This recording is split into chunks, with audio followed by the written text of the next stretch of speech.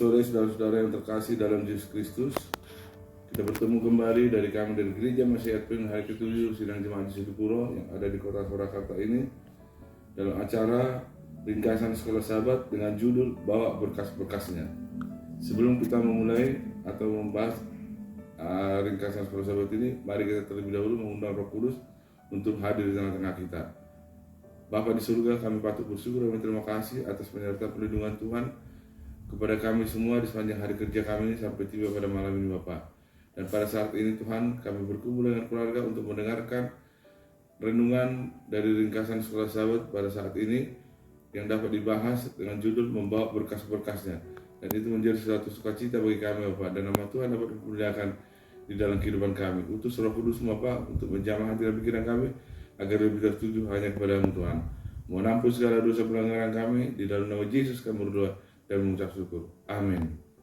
Saudara-saudara yang terkasih dalam Yesus Kristus, sesuai dengan judulnya dikatakan apa? Bawa berkas-berkasnya. Apakah yang memberi kekuatan dan harapan bagi umat Allah?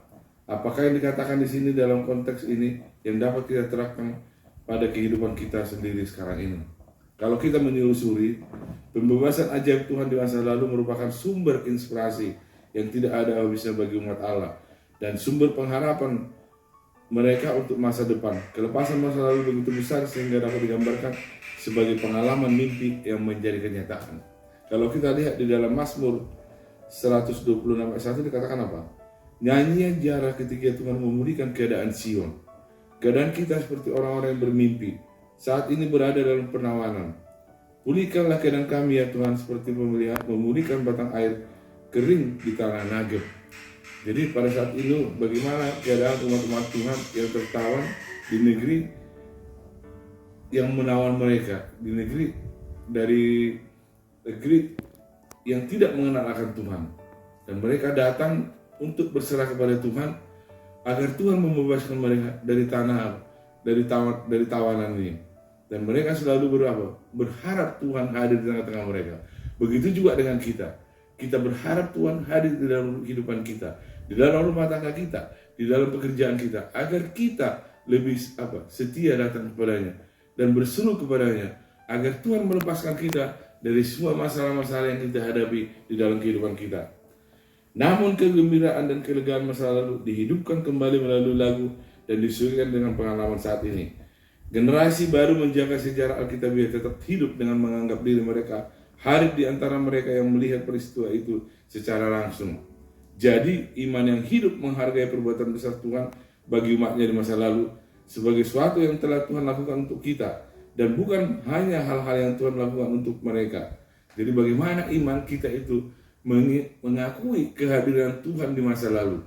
Begitu juga kehadiran Tuhan pada saat ini dalam kehidupan kita di zaman pada saat ini.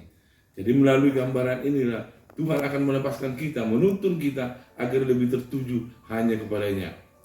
Nyatanya ingatan masa lalu memicu harapan baru untuk masa kini. Gambaran Sungai Selatan adalah metafora yang kuat tentang tindakan Allah yang tiba-tiba dan penuh kuasa atas nama umatnya. Bagian paling selatan Yehuda adalah daerah gurun yang gersang. Aliran sungai terbentuk secara tiba-tiba dan dipenuhi air yang deras setelah hujan deras selama musim hujan.